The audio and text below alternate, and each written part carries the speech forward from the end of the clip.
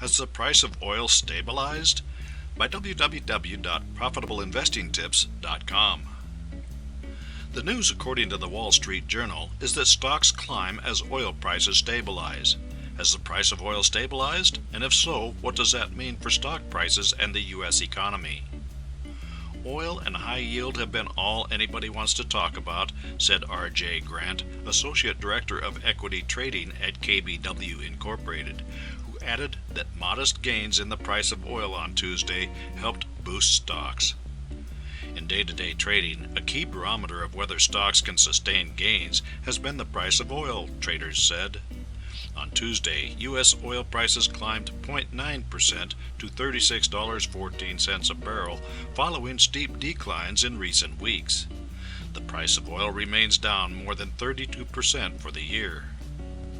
If we see continued stabilization there, maybe we will get a lift into the new year for stocks, Mr. Grant added.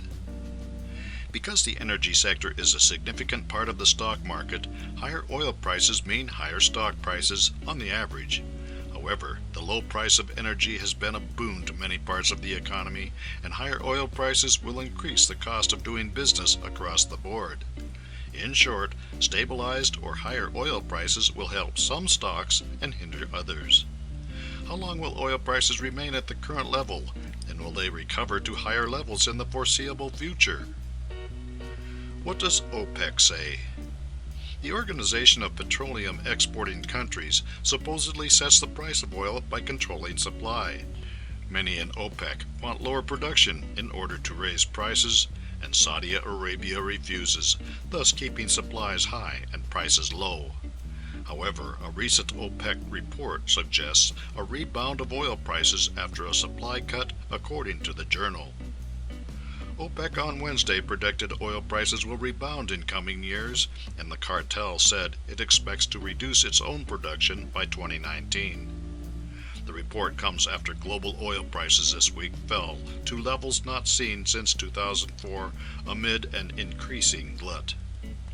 In its closely watched annual World Oil Outlook published Wednesday, the Organization of the Petroleum Exporting Countries said it expects the price of its basket of crudes to rise to $70 a barrel in 2020 and $95 a barrel in 2040, compared with $30.74 a barrel on Monday.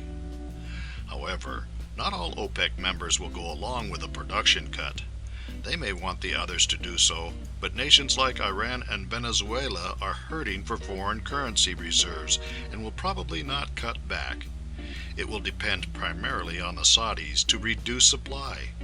Now, how about demand? Demand for oil and the world economy. When the economy is humming along, consumption of oil goes up, as does the price. And when the economy goes into a slump, so does the demand for oil and the price, which is what is happening now. Has the price of oil stabilized, or is it going up? Which nations are the drivers of the world economy and users of oil, and how are they doing? Oil consumption by country is as follows, according to the Exploration World. 1. USA, 19 million barrels per day. 2. China, 10.4 million barrels per day. 3. Japan, 4.53 million barrels per day. 4. India, 3.66 million barrels per day. 5. Russia, 3.49 million barrels per day.